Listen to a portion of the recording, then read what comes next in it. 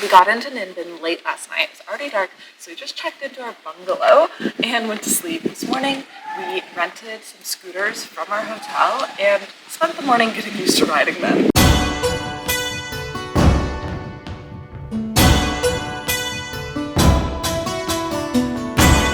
Our first stop for the day is Dong Pagoda, which is this temple we're walking around, and it's a series of shrines built into the side of the cliffs, and it's very cool.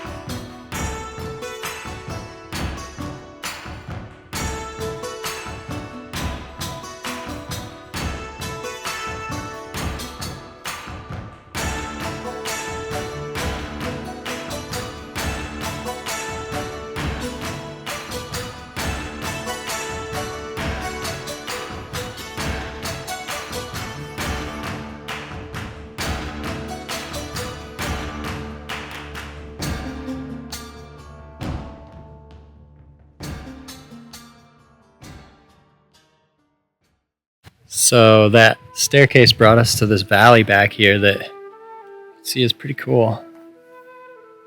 There's a old man working. There's some goats back here. Not really sure what kind of work he's doing. He's just throwing little rocks into a pile of little rocks. But I think he's turning these mud paths into concrete paths. Oh.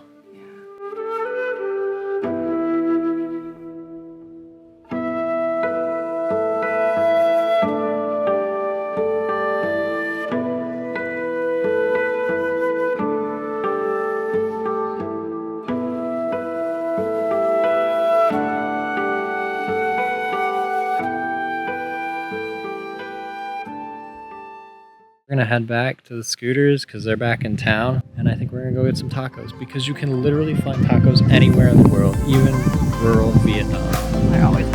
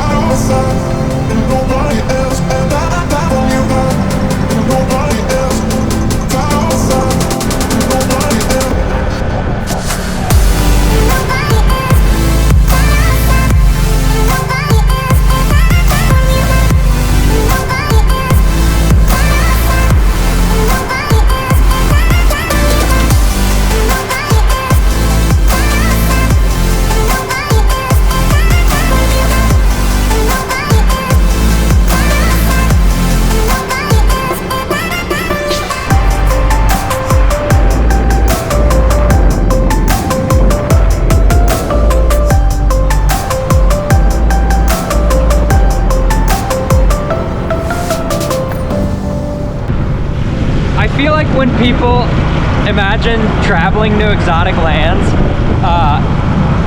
riding a scooter in Vietnam is just one of those like quintessential things that pops into your mind, and it really does live up to all of the hype. It's super fun. It's a little sketchy, but I mean the scenery is beautiful. It's totally worth it.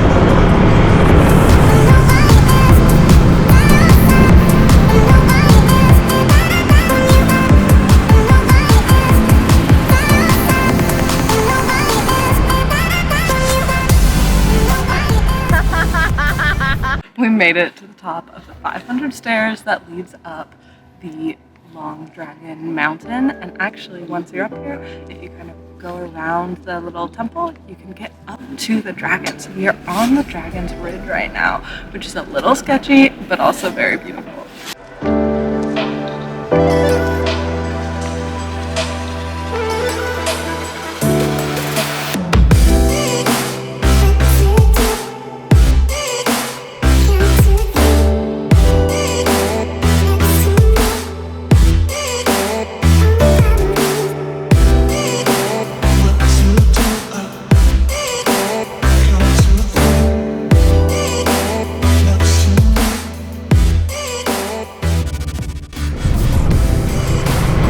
Getting dark. It's about time to return the scooters. So we're gonna head back to our hotel and probably get some dinner and call it a night.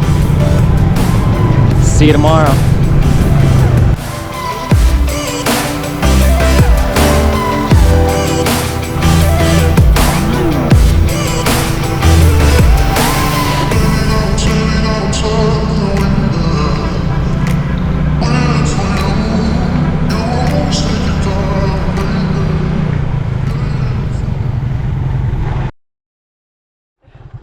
What happened, Alan? Why are we in this deep mud in these rented scooters? I turned us too early, and this is not a street, it's just mud.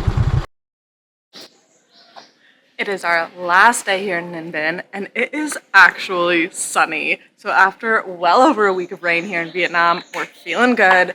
Although we've seen most of the sights we wanted to see here, so today we rented scooters and we're just cruising for views.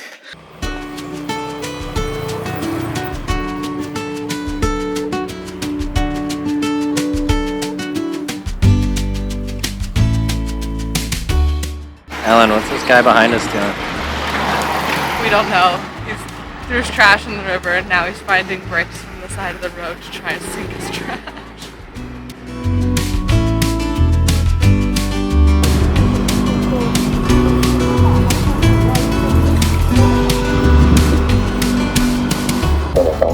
So we're just riding around the countryside, taking whatever road we see. Everybody has been so nice, and we stopped here because it's beautiful, but also because we found our first green rice paddy.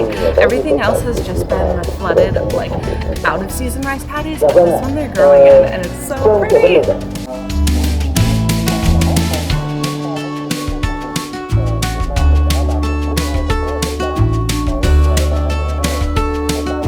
We've come down this back road. We've kind of just been turning wherever we feel like. Somebody told us to turn back because it was too muddy. I mean, Rob was like, I think I got it. That meant I had to have it too. And I did have it. and here we are.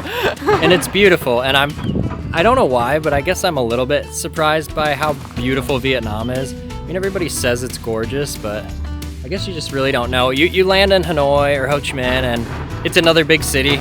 But once you get out of the cities, man, it's beautiful. Yeah, and I'm usually not super excited when Rob's like, let's just go wherever today, because I like a plan, but he really nailed it today. Just on all these little roads, we've come across rice paddies and temples.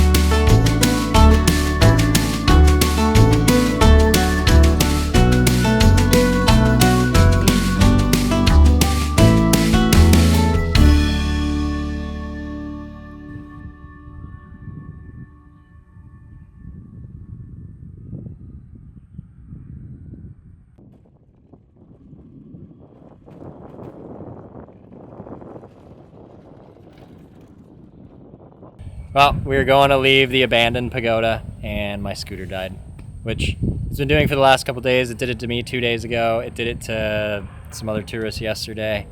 The battery's dead. They keep saying, oh, check the gas, but it's definitely the battery. So we're gonna sit here and await rescue. Yep.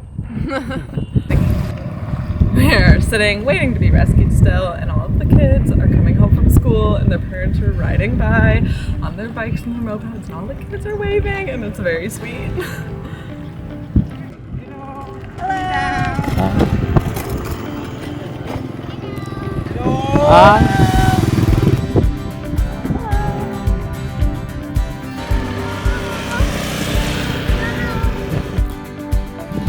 Hey!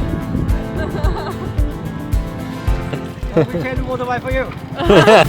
Okay, so the bikes broke down and we called for help at about 4:30. They showed up at about 5. It is now 5:30 and they're still working on the bikes. We're gonna go check in and see how it's going.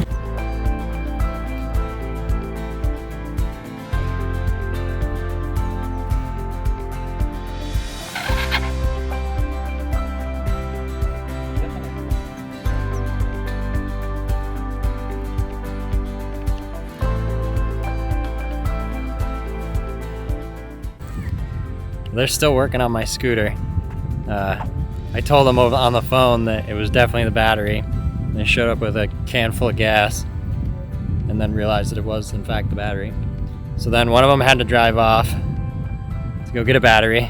He just came back And then they smoked cigarettes and rewired it. And then I don't know, he just tore off on the moped again. I'm not really sure they had it started. I'm not really sure why they don't just start it and ride it home and just let us use the moped that they brought. And they can work on it at home, but they insist on working on it on the side of the road, so whatever. We have a beautiful view. I think like any do-it-yourself mechanic job, it usually takes a couple trips to AutoZone before you get it right.